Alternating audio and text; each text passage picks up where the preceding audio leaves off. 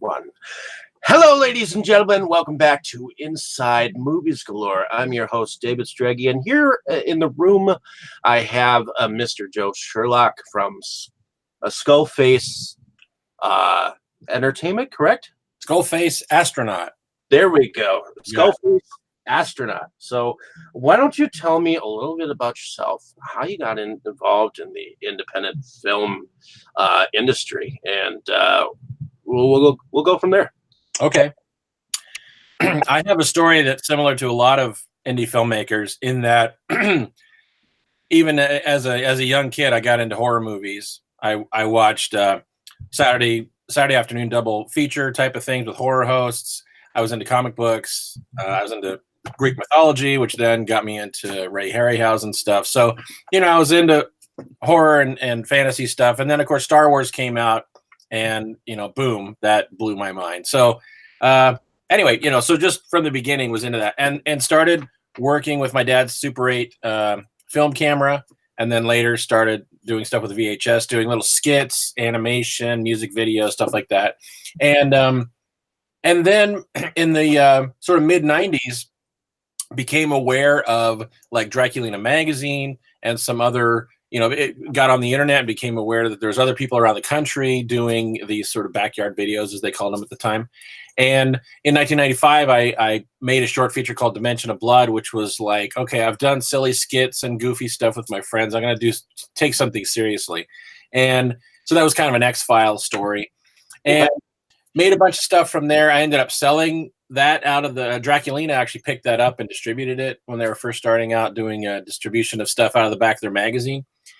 I got a website, early days of AOL and everything. And just started making stuff and just always made the best I could with what I had. I started on VHS editing like VCR to VCR, that whole thing. And then, gradually just moved up to different formats, always feeling like I was sort of behind. But it was one of those things where like, well, if I wait for the perfect camera I'm supposed to have, I'll never make anything. So I just kept making stuff. My friends loved it. I got friends involved, and then they told friends. I had screenings. People came to screenings and afterwards would say, I want to be in your movies. And so my kind of circle of people grew from there. And I just haven't stopped. So that's in a nutshell, I guess. Okay. Now, from what I understand, you started out working with Mr. John Bowker, correct? Correct. Yeah, I grew up with John. I knew him since middle school, and high school, and he actually got a video camera before I did, a big ass VHS giant camera, and we were using his camera and then my dad's camera for some stuff, making all these skits and everything. And then actually what happened was I made Dimension of Blood. John had actually moved to a different town by that point, and he came back to town to see it. We had a little screening party, and he was like, oh my God, I got to do this. And so I went on and made Monster in the Garage with him and some other things. And he wrote this fantasy movie called Dreamwalkers. And so we made that together. He wrote it and directed it. I shot it. I acted in it. And then we edited it together. So that was first thing. And then after Dreamwalkers, ended up doing The Evil Maker and on from there. Okay. Ultimately, you created your Skullface Astronaut company. When did that evolve into that for your franchise? So for a long time, from like when I started from back in the day, like 95, all the way until about I think 2012, I was using F&C Productions. So F&C Productions as my production name. And F&C stood for fast and cheap. And really, most of the time, things were neither. They certainly weren't fast, and they weren't, as I want them to be. But anyway, F&C Productions. And it, not the most creative thing, but I started using it. I just kept using it, but really, it wasn't very descriptive. I mean, you could apply that to many companies. You know what I'm saying? Well, yeah. So anyway, so what happened was I had been thinking about a different name. And I'll make this fairly short. The story behind that is years ago, like I don't even know how long ago now. I mean, maybe not 20 years, but a good 15 years. Mhm.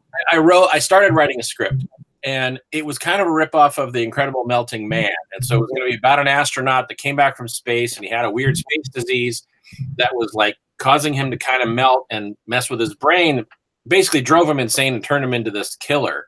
And the idea was I had a Halloween mask collection. And so my plan was I would have that character have a Halloween mask collection. And at one point he pulls a skull mask off of the shelf and he puts that on to cover his mutating face and basically goes out on a rampage.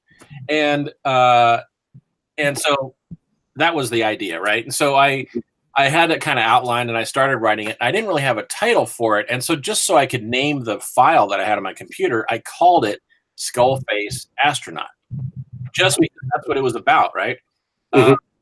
And I never did finish the script and obviously didn't make the movie. However, I always liked that phrase because it's a good combination of science fiction and horror just in one little phrase. And so many years back, I don't know, 2009 or something, I was at Crypticon Seattle Horror Convention in Seattle. And there was a guy selling like custom action figures that he had made. And he made one called Space Madness that was basically this little astronaut figure with a skull inside the helmet. And I thought, oh man, that is cool. And so I hemmed and hawed all weekend. It was like $30, which I mean, that's a lot of money for a little tiny. I mean, it's only like that big. Mhm. So, God, I'm looking for it right now. Where is it? It's up here on the shelf. Hang on a second.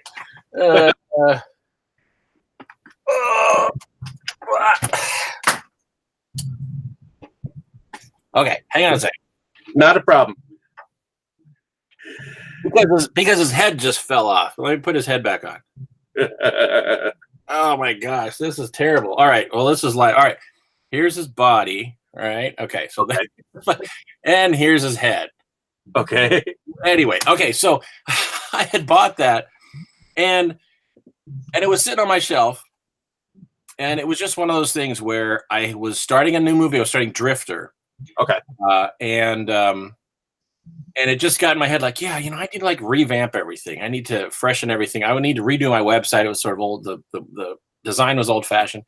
And it struck me, I should just call it Skullface Astronaut, right? That phrase always stuck in my head, and it describes the science fiction and horror combo that most of my stuff is. And that's the story. Cool.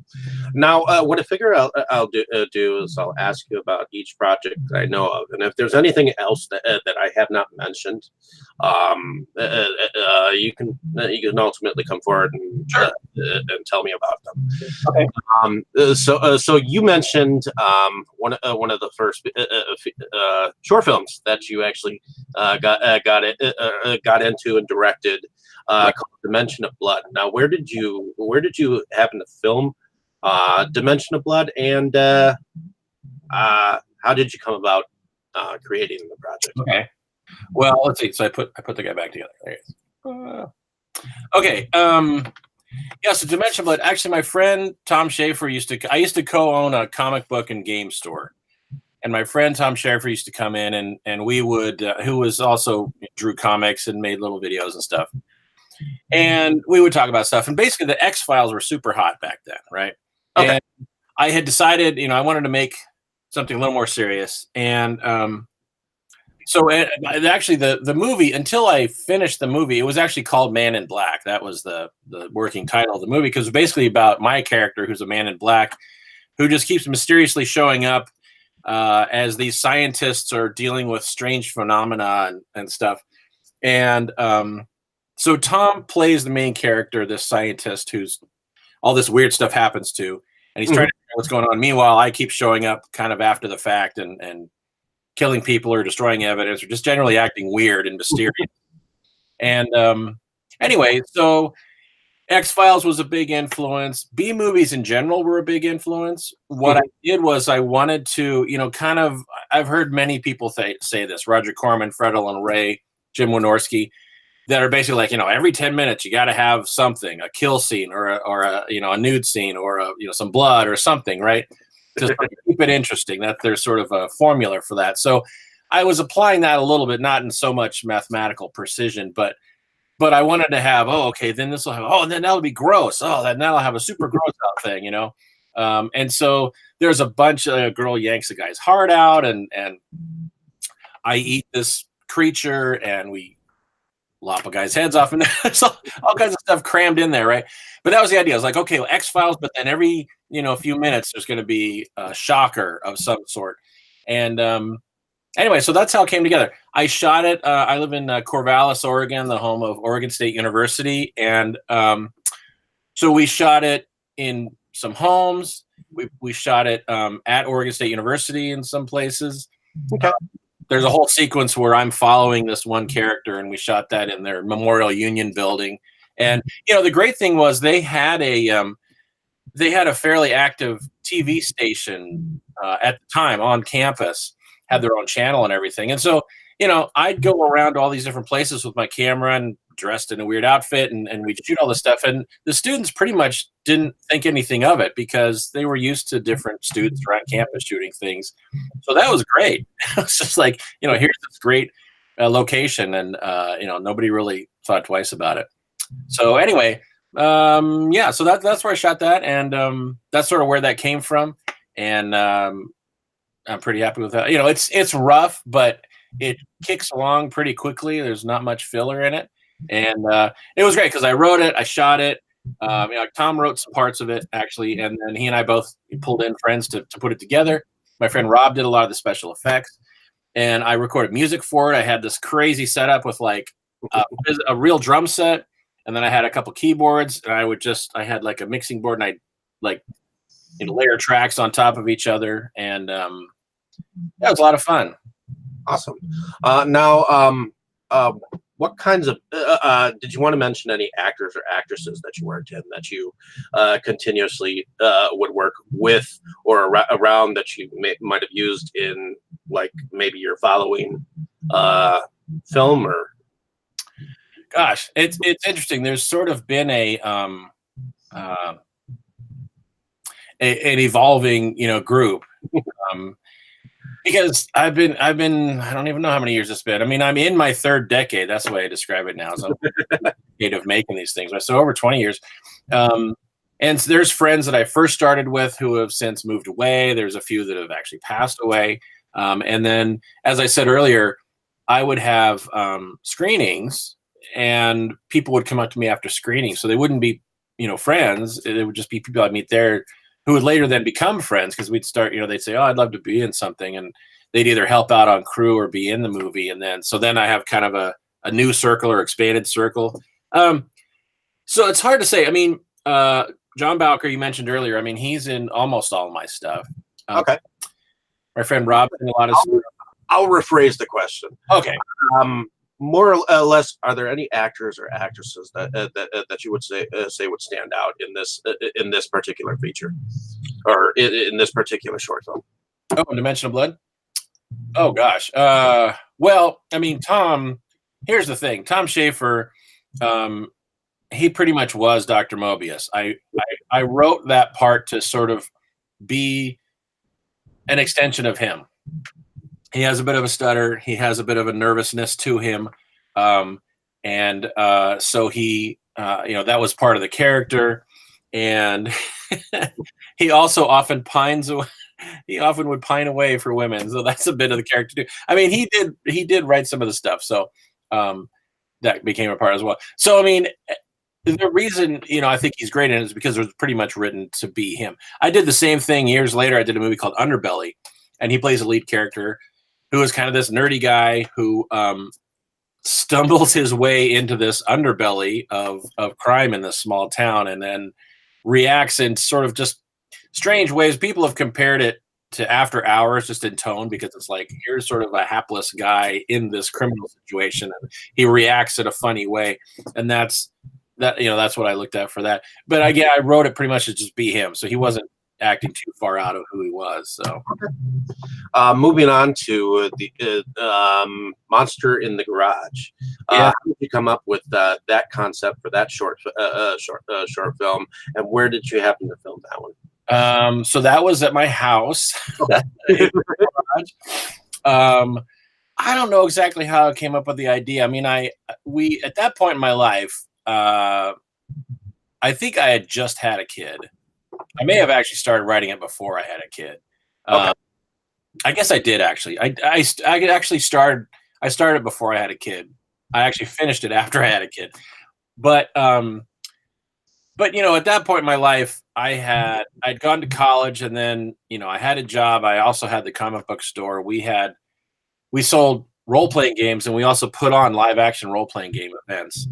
So there was definitely like a circle of people who were involved in that. They were store customers and played in the games, and some of them, you know, became friends and would hang out. And so that extended into this movie. And so I think a lot of it was maybe based on just some of the house parties we used to have, and just the idea of let's ramp it up and make it a, you know, a horror sci-fi thing with this this UFO crashes behind my house, and then this monster comes out and hides in my garage, and then there's a party going on, and the people that go out to the garage to either get a beer or make out or whatever, you know, don't come back in. So, anyways, that was the idea, and I made a paper mache monster that was kind of like an alligator head, just basically like an alligator head type of puppet thing. Okay. You know, so it's pretty goofy, but you know, and it was meant to be a comedy. And yeah, so that one, John plays sort of the lead character. He's the guy that owns the house, and Shannon plays his wife. And Shannon was in a bunch of my movies after that. She was in John's Dreamwalkers, and she was in Crimson Heather, Last of the Vampire Hookers, a bunch of stuff after that. She was really fun to work with, and enjoyed it, you know, a lot. So yeah, so that was Monster in the Garage. So what happened was, just jumping back, Draculina magazine, they sold that as like a double feature for a while. Hugh Gallagher, the publisher, had started doing distribution on VHS of stuff. He had a lot of companies that would buy ads in the back of his magazine, but then he started making his own and taking on other people's. And so I was lucky enough that he had that as a double feature, and then also Crimson Heather, which was a vampire short I made. He also was selling that, so that was cool. Which I believe that you stuck Dimension in Blood, Monster in the Garage, and Crimson Heather all on a single disc, which DVD from Joe's Garage. Yes, yeah, which is kind of neat. Now, you also did something, or with something called We Need Earth Women. Yeah. Yeah. Why don't you tell me about that? So that was an odd thing. I think in between there, I did one called Vampirisa's Velvet Vault of Horror, and that was an anthology. And We Need Earth Women started. I was also publishing a zine at the time called Dr. Squid, and I would review movies, but then when I started making movies, I ended up doing sort of. I mean, the zine started off with movie reviews and just sort of weird pop culture stories, and I ended up interviewing Fred Olin Ray for the zine, and then I also did another story. What was it called? I can't remember what it was called, but it was inspired by Fred Olin Ray, because Fred had a few instances where he had footage left over from another movie, or he started a movie but didn't finish it, and later used that footage, built something new around that footage. Okay. And so the idea was kind of like recycling in films, like people that either reused parts of movies or reused props, things like that. I had Planet of the Dinosaurs. Okay. Honestly, the dinosaur footage from that has been used in a lot of other movies. And so it started, you know, that was one of the things I covered in the article. And also the Deadly Spawn monster, Fred had that shipped out to California to be in his Star Slammer movie. And I just think that's cool stuff. It's like, oh my gosh, that's that thing from that other thing, right? I get into all the details on that. So kind of inspired by that, I looked at what I had laying around. Like, do I have any extra stuff? Mm-hmm. And I did. And here's the thing. So I actually, when I shot Monster in the Garage, okay, I shot it with a different actress playing John's wife. Okay. And then she kind of went nuts. She kind of went nuts, and she ended up going to jail, and it's a long story. But the short story is she kind of went off the deep end, and I was like, oh boy, I don't know that I want her associated with my movie anymore. And so, like 6 months later, I reshot all those scenes with John and Shannon, and amazingly cut it into the movie, and it seemed to work. Most people don't realize that that stuff was shot so much later because I just, I sort of planned out how to cut things together. So I ended up having the extra footage with the original actress, and I also had a few other extra pieces. And my friend Tom Schaefer that I mentioned earlier, he had some things that he had shot for a project that didn't get off the ground. And so Weed Eating Earthwoman was a way to cobble all this extra footage together. And I came up with this idea of these aliens coming to Earth and abducting women. And they drive around in a takeout container flying saucer that sounds like a car with no muffler. And it's very goofy and slapstick. And, maybe not the most it's a little complicated because it's like, actually, when you find out, like, oh, he like jigsawed that together from existing stuff that was around, you're like, oh, okay, now that makes more sense. Anyways, that's what We Need Earthwoman was. Okay. Now,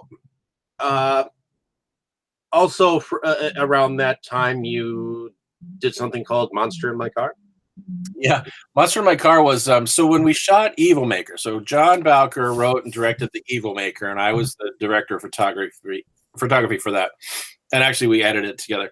So while we were shooting that, in the parking lot of a city park that we were shooting in, we just ad-libbed this funny skit where the four characters from the four girls from the Evil Maker movie, they're just walking across the parking lot to their car, and I had John in some paper mache monster mask I had made for something else. He pops out, and they attack him, and that's about it. I mean, it's Monster in My Car is like 2 minutes long, maybe 3, probably not even 3. It's probably like a minute, 2 minutes long, and it was just a goof thing we did ad-libbed while we were shooting the Evil Maker. And then so once we were done with everything, I cut that together and put some music on it, and it made it, man, I don't even remember where it is. It's like an extra on one of the tapes I put out way back when. That's all it is. Okay. So going on to Odd Noggins. Yeah. Now, that was originally a short film, correct? It was not, actually. Oh, it was not? No, it was a feature. Okay. It was an experiment, really, ultimately is what it was. So, okay. And as with a lot of my movies, there's always 2 or more sort of things threading into doing it. And you're never exactly sure whether you have your finished project until you're satisfied with it. Anyways, true. But I'm just saying, like, even the inspiration, usually it's not just one thing; it's a couple things that hit and make that spark. Like, oh, that's what I'm going to do. The 2 things with this, one was I had this idea to follow. I had this idea where the camera would follow characters. So 2 characters would meet, and the camera would continue to follow one, who would then talk to somebody else, and then the camera would follow that person they talked to. In other words, it's almost like a handoff. Okay. And, so in a sort of experimental idea, like, oh, well, that would be interesting. It's like, because as the camera sort of continues on through the story, you're like, well, what happened to those original people? And when I first had the concept, I was like, well, I don't really know the answer to that, but I just had that idea of like, meet someone, follow the other person, and be sort of surreal about it. So then I got the idea of, well, how could I make it more surreal? I got the idea of like having situations and lines in particular repeat, so that you would hear someone say a line, and then the camera would follow the person they talked to, but then later another person they talked to would say that same line. So it'd be this weird deja vu type of thing. And so there was that sort of experimental idea, like making a movie like that. And the other experimental part of it was, at this point, this was like 1998, 99. Yeah. And I had met, a lot of people online through AOL and MySpace. I mean, that was what was there at the time. who were either making films or were interested in making films, things like that. And so the idea was, well, how can I get these people involved? They, of course, they'd be like, oh gosh, I wish I lived closer to you so I could be in your movies. And again, this is back in like the late 90s. So it's, you couldn't shoot something and send it over the internet like you can these days. Right. Right. But I was like, how could I do this? Well, the way I did it was I ended up writing this story in pieces, and having everybody talk to each other on the phone. And the gimmick for it was there was an impending Halloween party by this unseen character named Bob. So you've got all these different characters who are calling each other, talking about, oh yeah, you're going to Bob's Halloween party tonight. What are you going to wear? Blah, blah, blah, blah, blah. And by writing these sort of self-contained bits, I was able to get people around the country to shoot their own scenes. And in some cases, I would send them props like magazine covers. So there's a few different scenes in the original Odd Noggins where people were reading a magazine, and it's like the same magazine that someone else was reading. Again, that sort of repetition and deja vu. So anyway, so I had these people around the country shoot their scenes. And I mean, one person shot it on VHS, a couple shot it on VHS-C, which is just VHS, but on a smaller cassette. And somebody else shot it on some other format. But I mean, this was very primitive stuff. And some of it looked good and some of it was horrible. And I was very limited on what I could do. I mean, I was editing on it was a deck-to-deck system. It wasn't VCRs. It was like a system that a TV station would use. But still, at that point, it was ancient technology, like from the 70s. So I really didn't have much ability to manipulate the footage to make it much better. So it was a weird, and then the storyline was just weird, right? I made it intentionally strange and odd, right?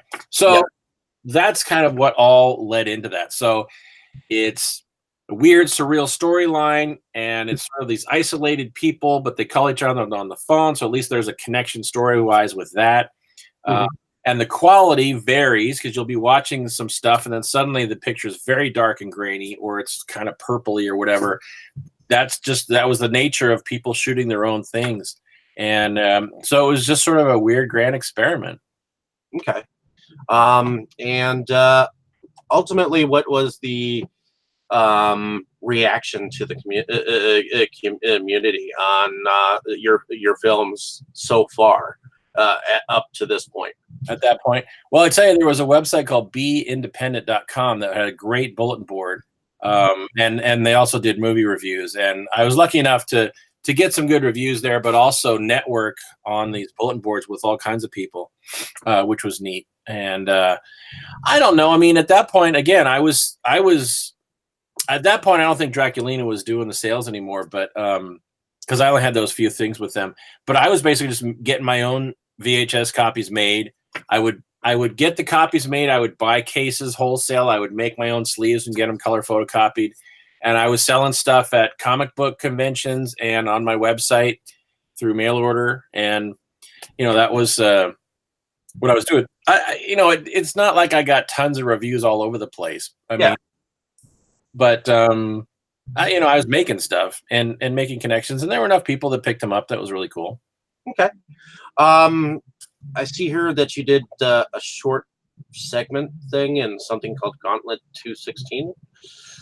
Yeah. So it's funny. I mentioned shooting at OSU earlier and how they had an active TV station program, and so around the same time, I connected with a guy named Alan who had a TV show on the college station, and he had his own kind of circle of friends, and they had a show that they would do where they would do original stories, but also like movie parodies and big commercials, just all kinds of stuff, right? And it was just kind of fun. I caught it one night, and I was like, oh, this is kind of cool, and reached out to them and ended up getting involved in a few projects they did. And the Gauntlets started as a kind of a friendly contest, not really even a contest, just an activity where this one guy, Warren, would it was a challenge. That's the word I was looking for, a challenge. So he'd basically say, look, guys, the challenge this month is 60 seconds of summer. So put together a video that's 60 seconds long that shows what you did this summer. Okay. And then, whoever wanted to do it would do it. And we'd basically send it into the show, and then he would like show it on a future episode. Okay. So there were a few of these gauntlets that went on. I think I did 4 of them.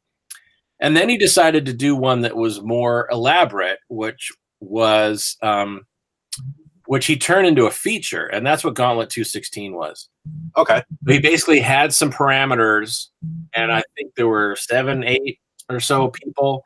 He basically said, you know, write a segment with these sort of parameters in it, and he actually put together this took all this stuff, put this gargantuan project together. It's interesting. We just talked about Odd Noggins because Gauntlet 216 is weird and surreal and may not make a lot of sense, but that's because all these different people made their parts, even though they had continuing threads through them. Yeah, it's pretty bizarre. So that's what that was. It was sounds like something like it sounds like something like Tony Newton is doing for Trauma these days. Yeah, a lot of compilations. Yeah. So moving on to I'm going to just mention a couple of titles. Underbelly, which you aforementioned, Werewolf Tales, and Blood-Sucking Redneck Vampires. Yeah. So Underbelly was, at that point, I had made sci-fi and horror stuff, but pretty comedic. I mean, most everything it was either very blatantly comedic or was halfway comedic, and was genre, people in Halloween masks and blood and guts and makeup and stuff. Underbelly was my attempt to do something different. It's a thriller. I mean, the plan was an erotic thriller, and there's parts to it, but really it's just a thriller. But I was looking at things like the Fred Olen Ray, Jim Wynorski, sort of the thriller action type of things. And so that was the one where, I mean, basically Tom plays this older than average college student who gets hired by a professor to drive his car down to a different city to deliver to his niece, and then he ends up. He gets to town and he can't find her, and he tries to talk to all these people, and turns out she was wrapped up in the criminal underbelly of the town, and things go bad from there. But it was all straight. It was just people, no monsters, no vampires, no aliens, and I think what I've learned over the years is that most everything I make is going to have my stamp on it. It's going to have a quirkiness that is just inherent in when I put things together. And so this is no different. It's somebody reviewed it and called it nerd noir, which it kind of is. I mean, it's a nerdy guy, and again, but it's it could be a noir sort of thriller concept, but then you throw this sort of goofball in it who is a bit, doesn't get it half the time. And it, so there's some comedy that comes out of that, but not, blatant comedy. Anyways, that's what Underbelly was. Okay. The Werewolf Tales was a project that Kevin Lindenmuth at Brimstone Productions was putting together. He was the guy that actually he picked up the Evil Maker, the first Evil Maker movie, and got distributed. And at the time he was making a bunch of these anthologies. There were alien ones and some werewolf ones and I think some vampire ones. So John Bowker and I both, we each made a segment that went into the Werewolf Tales one. And actually John directed and I shot a segment that went into one of his alien anthologies. And I actually edited one of the stories in a different alien anthology. So this was all in a period where John and I were just cranking stuff out. We were doing segments for those anthologies. We were doing stuff for Tim Ritter's Twisted Illusions 2 anthology. Okay. And both John and I were making features and doing shorts just in a frenzy over a few years there. Alrighty. And Blood-Sucking Redneck Vampires. Yeah, so that was interesting. So Sub Rosa had been putting out a bunch of things, and they had picked up a couple movies that John Bowker had done, The Seekers and Housebound. And so there was sort of a model where they were having filmmakers around the country make movies for them to distribute. And so that was the situation here. So we basically, so my partner Mike and I, we decided we wanted to do one of these. It was, I mean, people were doing these things. We were like, hey, we should get in on that. That sounds cool. And so basically, what we got was the title, Blood-Sucking Redneck Vampires, and the log line was basically like, rednecks are rednecks get turned into vampires, and they're so stupid that they keep killing themselves in dumb ways, like walking out in the sun and stuff. I mean, that was like, that's what we got. Go make the movie. So it was interesting because it was the first time I had worked in collaboration with someone to the extent that I did. I mean, we really worked on this together. So we wrote the script together, and it was massive, and we put way too many characters in it.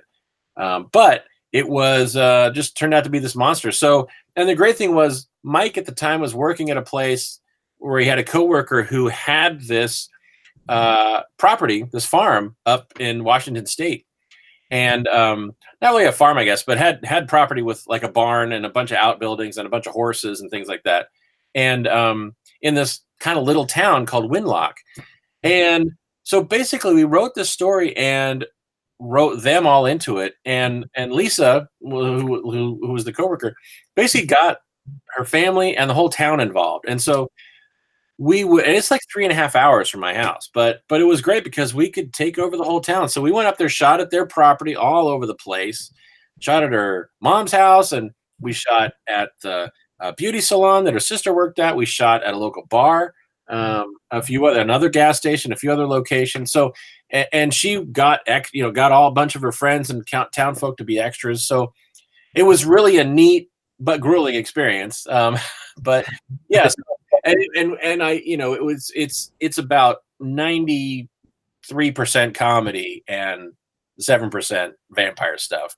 But it was fun because it's, there's like bean eating and farting contests and lots of beer drinking and slapstick stuff and physical comedy and yeah. So it was grueling to make just because it was hot. We had some casting issues where we had to reshoot stuff.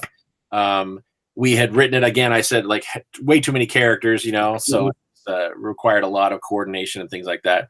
And just because I was working with Mike for the first time, we were learning as we went along. What's the push and pull? How do we work together? Making decisions. We didn't have that second language that sometimes people do when they've worked together for a while. So not that it was bad, but it just was, new, sort of navigating that stuff. And like when we were editing, I mean, he would edit stuff together and then I'd have lots of notes for him. It wasn't just like, oh yeah, good. It was like, no, let's do this and fine tune this and da-da-da. And then sometimes we would have long debates on, should this stay in here? I don't think so, but see, it's good. We should put it in there, and a lot of that stuff. But in the end of the day, I mean, I think it's got a lot of funny stuff in it. A lot, and again, these were all like friends of mine for the most part that just did these hilarious performances, and it's a fun movie to watch if you have some beer. Definitely. So I'm going to mention 3 other titles. First project, Bloody Red Lips of Blood. Beneath Blood, Red Moon. Beneath a Moon. Beneath a Dead Moon. Beneath a Dead Moon. Yeah. And truly dreadful tales. Yeah. Bloody Red Lips of Blood was made initially for Chris Seaver. He had this Warlock home video label that he was doing stuff for. And at the time, the gimmick was he was making movies, but pretending they were made in the 80s, right? Okay. They were new movies that he was shooting, but he'd shoot them on VHS. And the whole shtick was that the video label was releasing these long lost shot on VHS movies from the 80s. Mm-hmm. And so, he asked if I wanted to get involved, and I'm like, oh yeah, that'd be cool. And so I put this thing together, this sort of, because when the video days first started, there were movies like Red Lips and a bunch of others that were just like lesbian vampires, just like girls in the shower and vampire stuff. Because you could, if you got a couple of girls that would get naked and you could buy some cheap plastic vampire teeth, you could make a movie and sell it out of Draculina and other magazines and stuff. And so that was what my inspiration was. And one of these, like, by the time I got it put together, it took way longer than I thought. And by the time I got it all put together, Chris was like going to a show. That ended up being my deadline because it kept taking longer and longer. And he's finally like, I'm going to this Cincinnati or Chicago show. I want to have copies. So I had to wrap it up and get the thing made. And so, he had copies of that show. But then shortly thereafter, he closed up the whole label. He just decided, I don't want to do this anymore. And he quit doing, I think, everything for a little while. And then he just came back and did Low Budget Pictures, which was his original label. And so the whole Warlock thing went away. Now, he did say from the very beginning, he said, yeah, make it for me, but, you can sell it too. That was the deal from the beginning. And so I have it up on my Vimeo channel for video on demand, but that was just I shot most of that on VHS, and it's very goofy and stupid on purpose, and the effects are intentionally kind of lame. So it's like that was the whole point. It was supposed to be bad. That's what Bloody Red Lips of Blood is. Beneath the Dead Moon was a situation where I had some segments of things that were never used, and also some shorts that I hadn't done a whole lot with. And so, interestingly, it was Werewolf Tales that I mentioned earlier that Kevin Lindemuth was putting together. He never actually put that out in a big way. I made some copies for a review, but it never. He had some sort of a distribution deal that I think fell apart before he put that out. And so it didn't come out on DVD or anything like that. So what ended up happening was I bought the rights back to my short and John's short from the Werewolf Tales. So I had these two werewolf shorts that now I had, that I owned. And I was never thrilled. Kevin had put them together and put music on it. And I never really liked the music. It was sort of this metal rap stuff that I just didn't think it fit. And so I kind of wanted to re-edit them anyway. I had it, like I said, there was a few other shorts and things that I had either done nothing with or, hadn't done much with. So it just sort of organically came together. Like, well, I'll just lump all these together. Initially, I thought of shooting more werewolf stories and making my own werewolf anthology. But then this idea came. It's like, oh, well, I have these other things around. I could put all this together. So that's what that is. So Beneath the Dead Moon is a pretty good anthology. There's werewolves in it, vampires, crazy people, mutants, Sasquatch. It's something for everybody. Awesome. And what's the other with the other? Oh, Truly Dreadful Tales. Yep. Truly Dreadful Tales, real short, was my attempt to farm everything out. It was like I wrote the stories and I had other filmmakers make them. And the idea was in most cases they would send me footage and I would edit it together. There was one case, Isabelle Stephan and Luc Bernier from Canada did a short, and she actually cut it all together and was like, well, if you like this, then here it is edited. And I was like, oh, well, actually, it's really, really good. So anyways, Truly Dreadful Tales, the idea was that was going to be an umbrella title, and I would have other people make shorts that I would write. And so there's like 4 stories on there. That's what that was. Okay, cool. Going back to Deadly Premonitions, and that was another thriller that I did. So there's no aliens or monsters in it.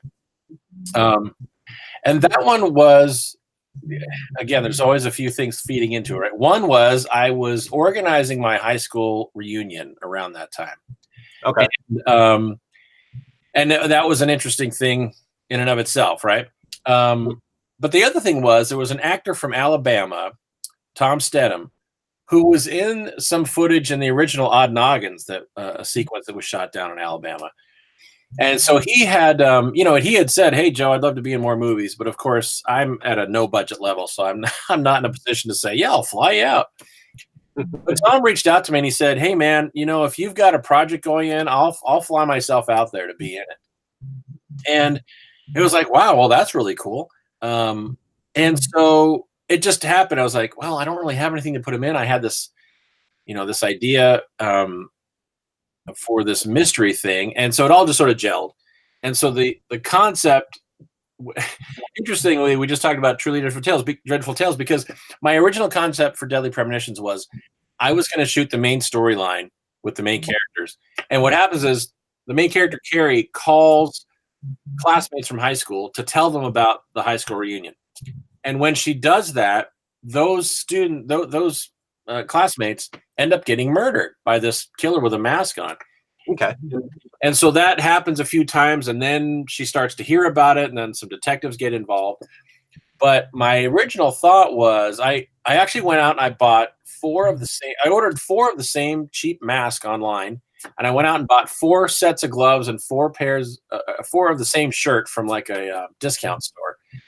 And so my plan was I would be able to send, kind of like Odd Noggins, send the props out, send the mask and the shirt and the gloves out to people, and they would shoot like the filler killers, is what I called them. So the characters would be on the phone with my character back here, not my character, but the one I was shooting here.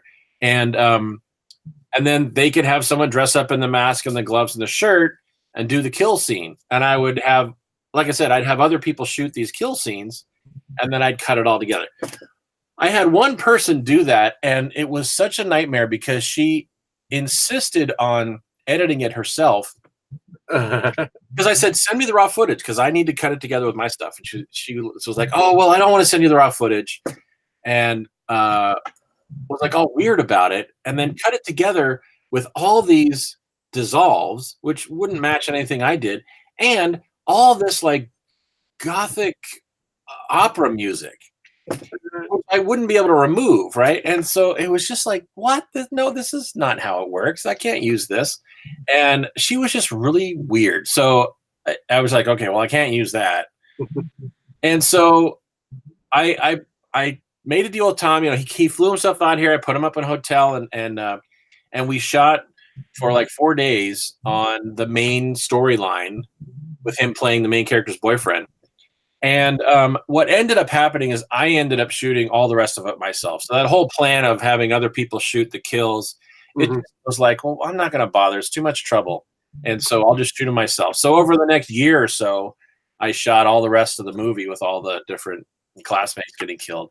And so that's what that meant. So Deadly Premonitions, that's how that came together. So it's a kind of a thriller mystery of like, this character Carrie is calling her friends for their high school reunion, and they keep turning up dead. And what's the real story behind it all? That's the mystery. Okay. Are there any actors or actresses in the films that we have talked about that you would like to mention now that we've talked about them? Gosh, I've done a lot of stuff, man.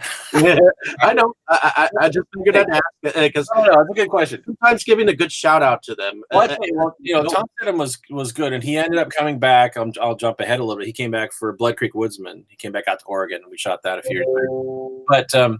But the thing about Deadly Premonitions, there's an actress, Amira, who Carrie, and she wasn't really in anything else, but she was great, and she's a friend of mine. And, I think had a good time and did really well, and just, had other things going on in her life. She was busy, had a busy job. But she was really good, I thought. I worked with an actress, Gwen Lurie, in Deadly Premonitions. She plays one of the high school classmates. And she was great. I did a vampire short with her and Bob Olin. And that's on Beneath the Dead Moon, and Bob Olin is really good. He plays a detective in Deadly Premonitions, and he's in Bloodsucking Redneck Vampires. He's in Werewolf short that I did with John Bowker. Bob's really great, and he's been in most of my projects. Okay, moving on to Dead Ink. Dead Ink was a project that Steve Sessions put together. Okay. And it was an anthology of horror shorts that all revolved around tattoos in some way. And so he asked me to do a segment, and it ended up going on as an extra on the Dead Ink DVD.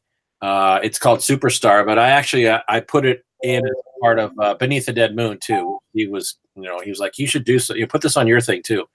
So yeah, that was a fun, twisty little horror short that Steve wrote, and then I kind of did a real rewrite so it would fit with the people that I had available here. And so that's what my involvement with Dead Ink was. Alrighty, cool. Going on to Twisted Fates and Blood Creek Woodsman. Yeah. So Twisted Fates was is an anthology, a horror anthology, and it's one where I worked with a couple guys. I wrote the wraparound, and I wrote all three stories. And Ron Ford, who at the time was living in California, now he lives in Washington State. He was a filmmaker that I had met over the internet who was making a lot of no budget video stuff down there in California. And so I wrote a segment for him, and so he shot that in 2003. And then I had another segment about the sorority sisters and kind of a twist on a twist on a twist of sorority initiation that actually Bob Olin directed. I shot it. Myself and another cameraman shot it. Bob directed that one, so that was shot here in Oregon. And then the third story I wrote and shot called It Haunts, about a woman who goes to house at a house that may or may not be haunted. And then the wraparound was a thing where a couple of missionaries come to that door and end up encountering a housewife who's not who's more than a housewife. And then there's the three stories that she tells. So anyways, yeah, Twisted Fates I really like Twisted Fates. There's a lot of fun stuff in there. A lot of times I really like writing stories that have twists in them. And if I can do a twist and then a twist on that, that's even better. And so, yeah, Twisted Fates is named because there's a bunch of sort of twist reveal type of things in each story. Alrighty, cool. And, Blood Creek Woodsman's the other one? Correct. So, Creek Woodsman, John Bowker wrote that. And what happened, he actually, I'm going to get the years wrong on this, but the early 2000s, I mentioned earlier where there was like a frenzy. We were doing stuff for Tim Ritter. We were doing stuff for Ron Bonk. We were doing stuff for Kevin Lindelof. We were doing our own things. And then he moved down to California for several years. And I continued making stuff, Deadly Premonitions and other things like that. And he just was gone. And then he moved back and he was like, I want to make some movies again. And so he wrote this body count script. He said, I've always wanted to do a body count movie. And so he wrote this thing called Blood Creek Woodsman about this hooded killer with an axe. And he asked me if I would direct it. So I said, sure. So, and he brought Tom Stedham out from Alabama to play the sheriff. And we cast it with, our friends and a bunch of people we knew. And shot that out in rural Oregon, out in Markham and Silverton, Oregon, Salem, Oregon. And that was quite a project. We started that in the summer. We did a 10-day shoot or something like that. Okay. And then later did some more, a day here and a day there in the fall. It was very ambitious. We had lots of effects, and being a body count movie, there's a lot of kills, so a lot of different blood effects and different things. We had Rob, who did the special effects. He had a super soaker rigged up, so there were several scenes where either someone's getting hit with a chainsaw or there's some other thing going on, and Rob's just using a super soaker to just get everything bloody. And we had a lot of locations. We got access to great stuff. There was a cabin by a lake we used. My friend at the time owned a restaurant, so we got to shoot in the restaurant and the bar and also the house next door that he lived in. And we even went up to Mount Angel, Oregon, and shot some exteriors up there. And like I said, lots of effects, lots of people. And but I'm thrilled with how it turned out. And then Steve Sessions, who I mentioned earlier, filmmaker from Mississippi. He's made tons of stuff. He made like Cremains and Dead Clowns and Pelican Bay, and I don't even know what else. Just a bunch of stuff. Shriek of the Sasquatch. I always liked his stuff, and he does really cool music. And so he offered to score Blood Creek Woodsman, and so that was great. So not only are there tons of, the other thing we had in Blood Creek Woodsman was the guy that owned the restaurant and the bar. One of his regulars was a guy who would buy police cars and take all the police stuff off of them and fix them up and resell them. So he had like a storage unit full of like police light bars and everything. So through this guy, we were able to get a police car with lights on it, and we made some decals on the side. So we had like a police car in the movie, and then we actually used it to decorate an SUV as the sheriff's vehicle. It was great. I mean, the production value on that just like jumped way up because of several people saying, "Hey, well, I have this. How about this?" So I'm really thrilled with how that turned out. Nice. So ultimately, after Blood Creek Woodsman, you went on to direct a film called Drifter. Why don't you tell me about that project? So here's how that came about. The same guy that owned the restaurant and the bar and had the house that we shot in, which incidentally, Underbelly, going all the way back to Underbelly, that's the first time I shot at that guy's house. And then across the parking lot was the restaurant and bar that he owned. We shot in all those places for Underbelly. So then Blood Creek Woodsman also shot all that stuff. Then he sold the restaurant, and he was in the process of selling the house. And so the house was vacant, and he had already bought a new house and moved into it. So the house was vacant. And he sent me a message, and he said, "Hey man, I just want to let you know, like, the house is empty. We sold it, but nobody's going to move into it for like 6 months. So if you want to go shoot some, bloody murder scene in there, you've got to clean it up, but you'd have free run of the house if you want to go shoot something." And what he meant was just like an isolated kill scene that maybe I'd use later. I mean, that was his thought process. But what happened was he told me that, and I just came up with this whole story in my head about, well, the house is empty. Like, I could shoot a whole movie there, So that's how that happened. And so I ended up writing this whole story about this drifter that comes and kind of hides out in the house. And then, people come to the house. There's a handyman, there's a plumber, there's a girl that comes to paint. There's some people that come to look at the house that actually come back later and try to look at it without the realtor. It was a perfect situation. Like, well, here's all your kills, right? Here's the situation where people will come by themselves to this location, and you can have your kill scenes for this horror movie. And again, I wanted it to be a mystery as to why is is the drifter just crazy? Is he just a nutball, or is there something more going on here? And I'm really, for the longest time, I've said it's my favorite. It's about a tie with Beyond the Wall of Fear, which I really like as well. That's an anthology. But the reason I like Drifter so much is because, I mean, it's simple. It's a small cast. The idea is kind of simple, but I really like the way it played out. There's a lot of funny little character moments and some humor that comes not from something so overtly funny, but just clever, I think. And the other thing was, as I was writing it and making it, I would constantly listen to the soundtracks from Phantasm and The Fog, and just to get me in the mood. And that's the mood I wanted for that piece, to be sort of mysterious and contained, because Phantasm, if you think about it, only has a handful of characters in it, right? And it's that same idea. And also, Phantasm is my favorite horror movie. And so in this script, I actually have all of the characters in Drifter are named after the actors and crew that worked on Phantasm.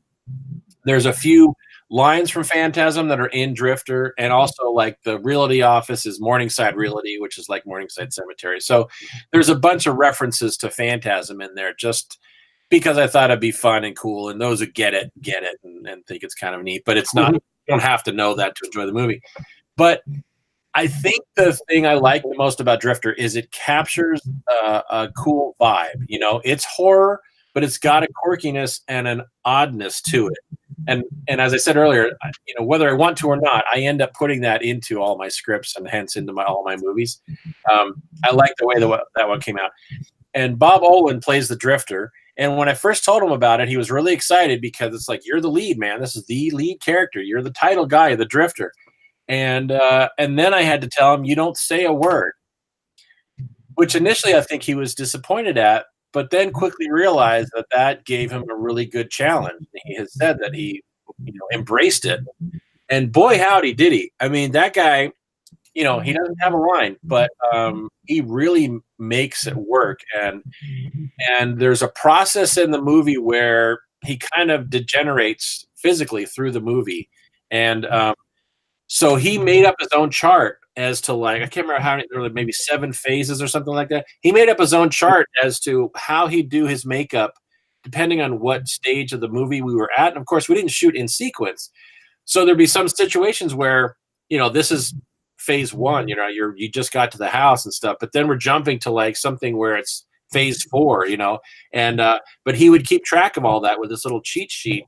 And that was really cool. But just the fact that he sort of made that up on his own to keep track of that was great. So it was a really good collaborative effort. And it's a horror movie, but it's got kind of a quirky vibe. And so people seem to dig it. Okay, cool. Moving on. And Steve Sessions did the music for it, which is another reason it's really great. Nice. So he did the music for two of your well, he did the music for Blood Creek Woodsman. He did the music for Drifter. And actually, he did the music for my latest movie. So when we get to that, we can talk about that. Yeah, definitely. So the next film, which was about the time that I actually started to get to know you just a little bit, is a movie that you did called Beyond the Wall of Fear in 2016. Yeah. So that's an anthology, and how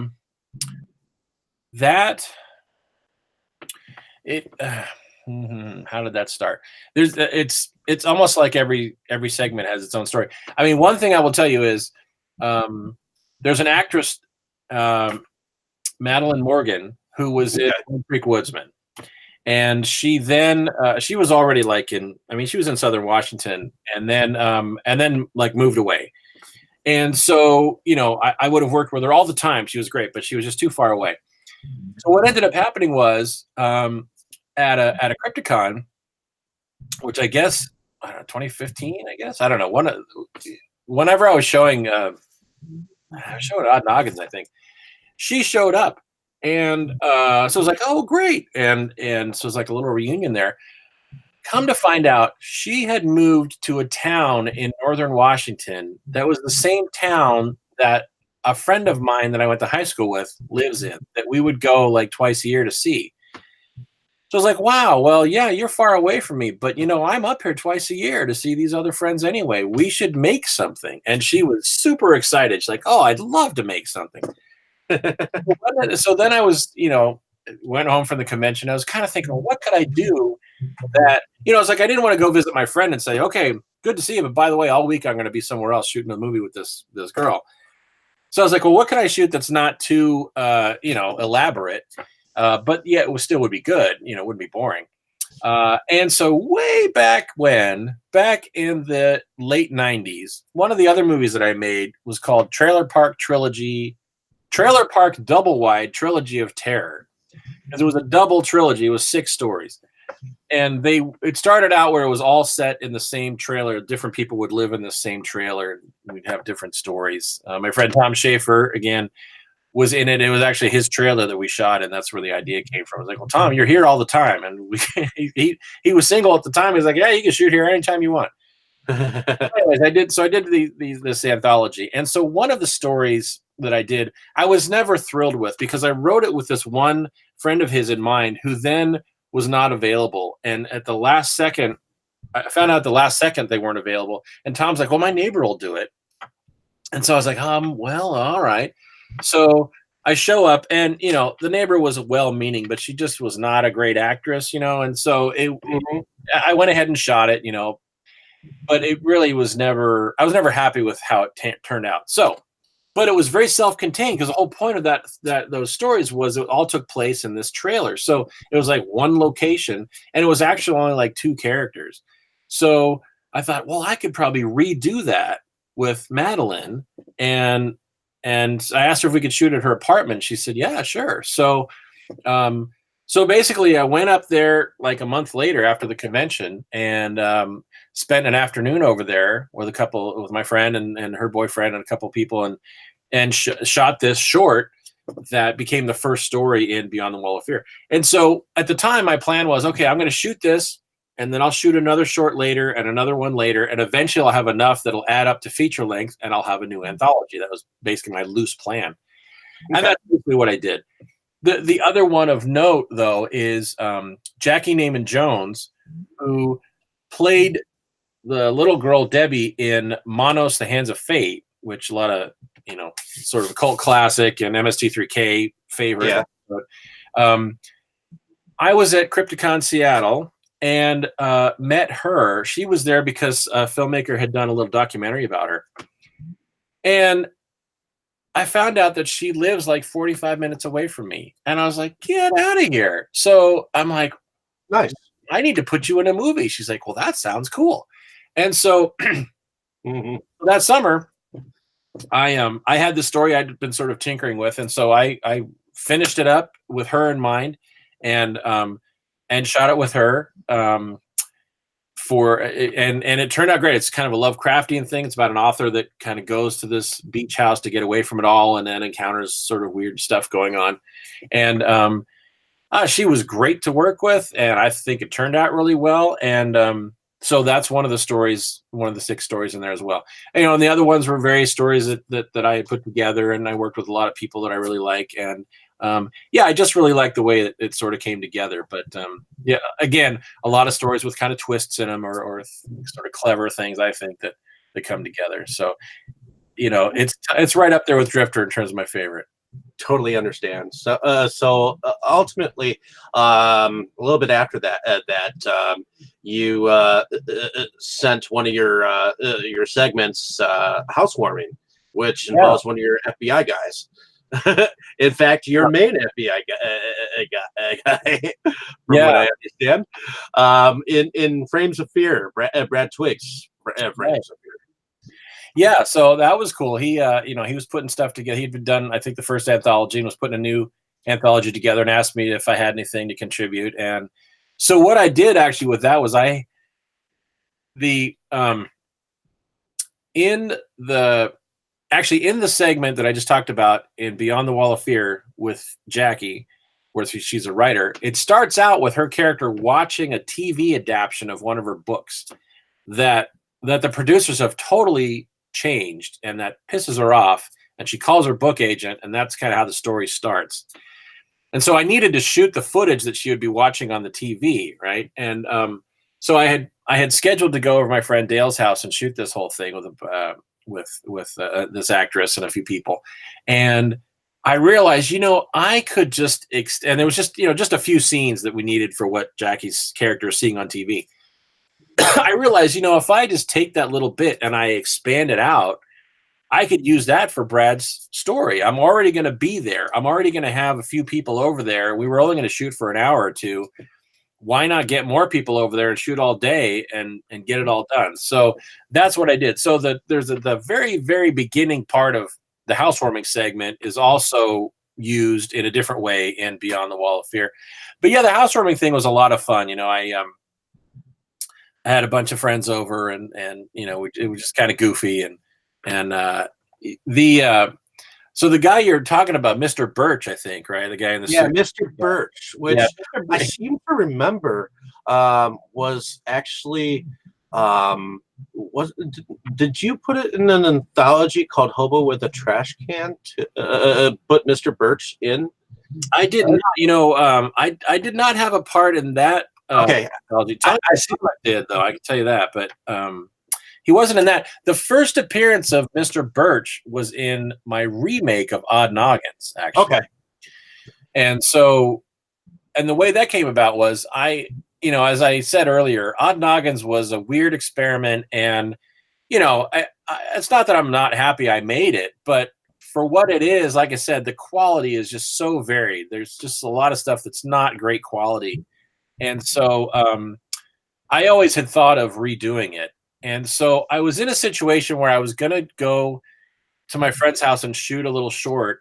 And I knew it was only going to take, I don't know, a couple hours, right? Tops. Okay. And someone was going to be coming up to be in it. And it's an hour and 15 minutes for me alone. And the other person was driving a little bit farther.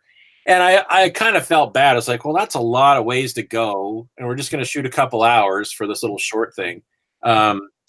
I wonder what else I could do, right, while we're all there. And at that point, I didn't have a project. I'm trying to remember I guess I had finished Drifter, but I didn't have the next thing lined up yet. So I was thinking about Odd Noggins, and how, well, I had always thought about reshooting that. Maybe what I could, and because of how I wrote the original Odd Noggins, where a lot of people were shooting their own sequences, it was already compartmentalized. And so I thought, well, I could shoot a piece of Odd Noggins while we're all there. And then maybe what I can do is on the next shoot I have, add another hour or two and shoot another piece of it. So my thought at the time was, well, I'll continue doing features and stuff, but I'll shoot a little bit here and there over a few years maybe, and end up reshooting all of Odd Noggins sort of in the background or on the side. Okay. So the day came, we shot the little short thing, and then I shot this whole sequence, the Odd Noggins sequence, about this character that dresses up like a gorilla. And I got back home, and I was so thrilled with how that Odd Noggins footage came together. And this was in, I think, October. I was like, oh my God, this is awesome. I got all jazzed, and I ended up reshooting that whole movie by January. I mean, almost all of it was redone by the time the end of December rolled around, and then I had another shoot in January, I think I did. So I just got so excited about it. I'm like, oh man, I just need to do that. I need to reshoot all this stuff right now. And so I pulled in all my regulars. Bob Owen's in it, and a bunch of people are in it, and like I said, reshot all the Odd Noggin stuff. Now here's the thing. So Odd Noggins originally, I mean, there is sort of a story that goes along, but not much of one. And I thought this is going to come up a little short running time wise. Plus, it was like, well, I need to sort of add something else to it. It just, because it's sort of the same sequence over and over and over again, which again was the idea originally. But it's one thing as an idea, but then when you watch it, it gets a little boring because it's like, oh yeah, they're going to recycle that same thing they said before. So, interestingly, at that point, I had recently watched the original Roger Corman version of Not of This Earth. So I had seen the Jim Wynorski version with Tracy Lords, and really loved that. But I had never actually seen the original that Roger Corman made, and so I had watched that not too long before that, and I thought, well, that's what I need to do, because the concept there is like there's this guy from another planet who's like a space vampire, and he has to teleport supplies of blood back to his planet, and well, I mean, that sounds good. If you haven't seen it, that sounds really goofy. But but I thought it was a cool concept, and I liked the way that they did it. And he's just sort of this mysterious character with sunglasses, and he has to hire a nurse to help him out. And anyway, so that concept, I thought that could work with Odd Noggins. So I created Mr. Birch, who's named after Paul Birch, who played the alien vampire character in the Roger Corman version of Not of This Earth.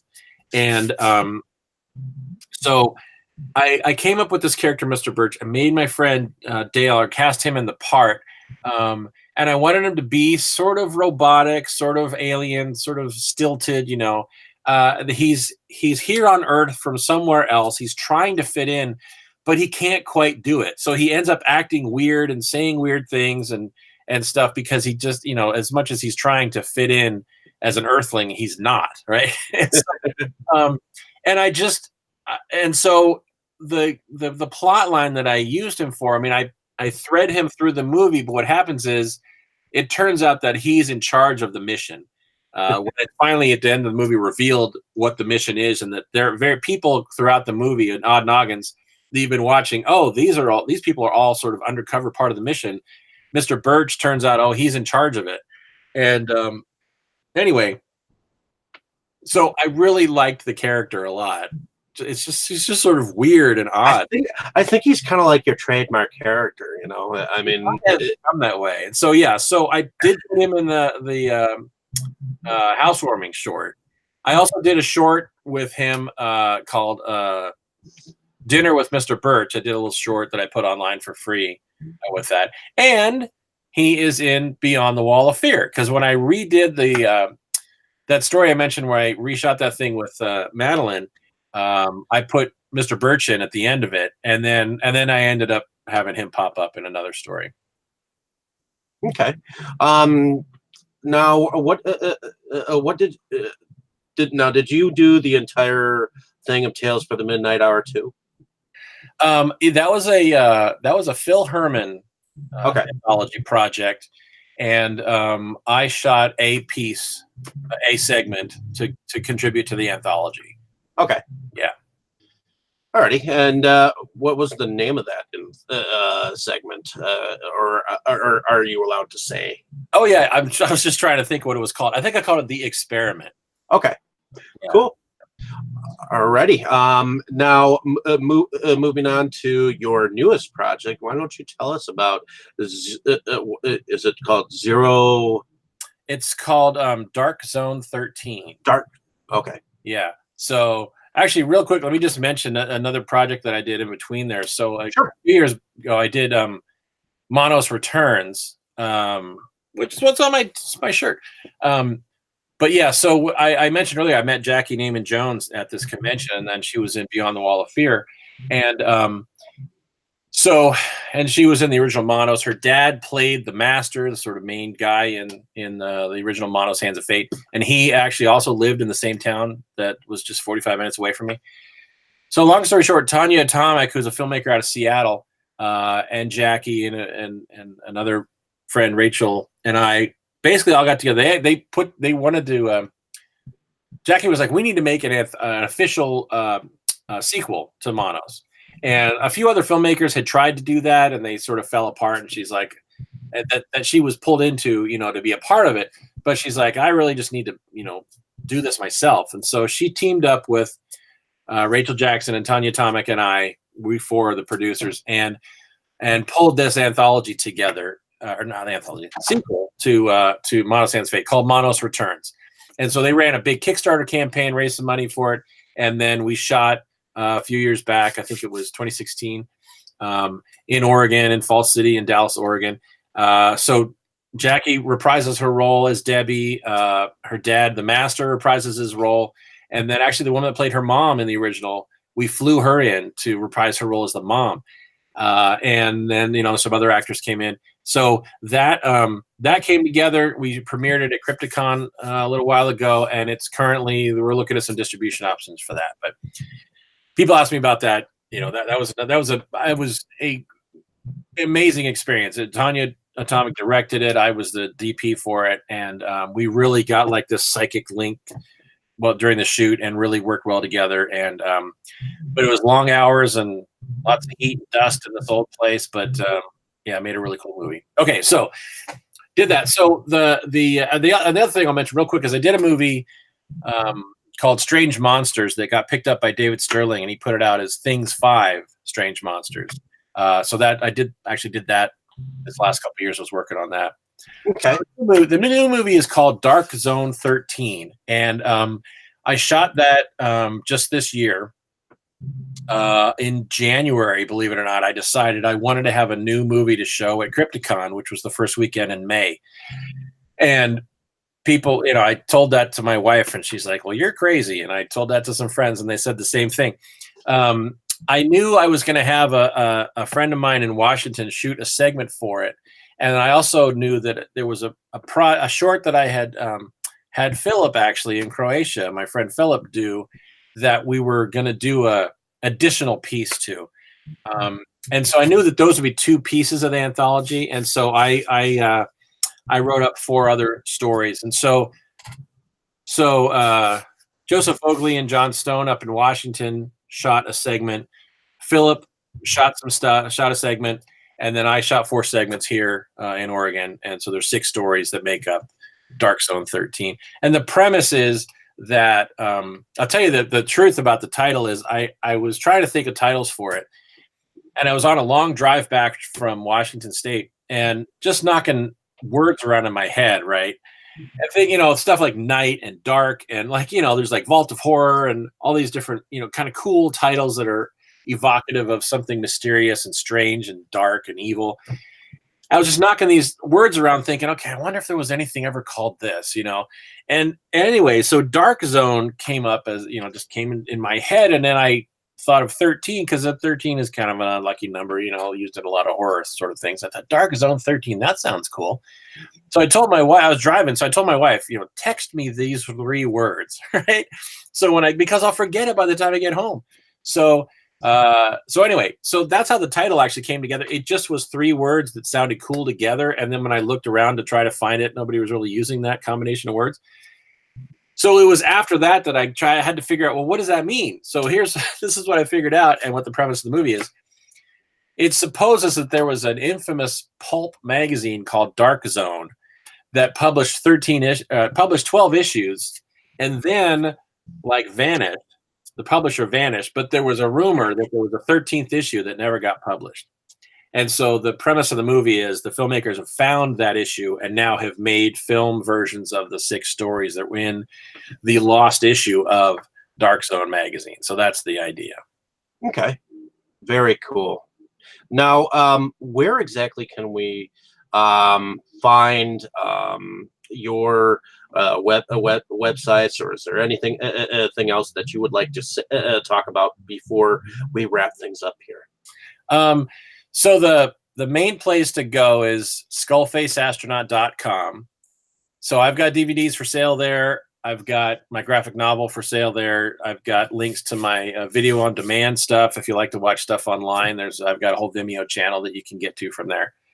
I also have, there's pictures and trailers and all kinds of stuff there. There's also, I have a bunch of convention trip diaries on there. So if you're into that type of stuff, I usually take a lot of photos, and I'll make this sort of diary of how the whole trip went. So there's a bunch of things in there like that. So yeah, skullfaceastronaut.com is the place to go, the hub for all that stuff. And you can email me there and look at my stuff and whatever. Yeah, so right now Dark Zone 13 is the thing. I literally this afternoon was just finishing up getting some credits tweaked and fixing a few sound things. So I need to send that off here the next few days to get DVDs made. And I have we had the world premiere at Crypticon back at the beginning of May, and that went really well. It was great. People seemed to dig it. We had a good Q&A and stuff like that. So I'm having a theatrical premiere in Portland on June 29th at the Clinton Street Theater, 7:30. So that'll be the theatrical premiere of it. And so I want to make sure I get some DVDs to have on hand for that. So yeah, so by the end of the month, I should have DVDs in the store, and I'll put it up on my Vimeo channel as well, and so people can check it out. Alrighty, cool. Now, if anyone else wants to chip in on your project, are they still able to? Well, that's a good question. Here's the thing: I have not taken the links down. I mean, if you go to the website and you click on Dark Zone 13, there's a page that says you can pre-order the DVD and get your name in the credits. And I have not taken those links down yet. I probably will in the next few days. So I guess today's Sunday, right? So how about I say this?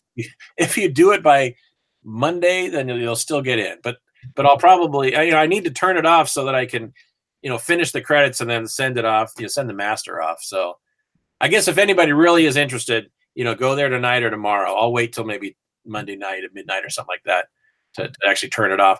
But, and that's to pre-order the DVD and get your name in there. I mean, after that, a few weeks later, it'll be available. The DVD will be available. But yeah, if you want to get be a producer or anything like that, I'll leave that up for another couple of days.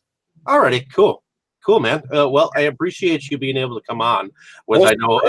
Knowing how busy you were, I appreciate it. I just wanted to help you promote it just a little bit. Get it a lot. So I guess the other thing I'll mention is what I've got coming up next. I'm writing Things 6 for producer David Sterling, and I'm going to be shooting that this summer. And actually, then I'll be doing Things 7. So that's like the rest of my year. That's what I got plotted out.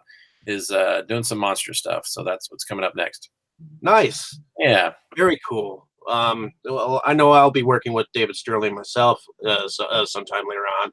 So maybe we'll end up collaborating together or something like that. Yeah.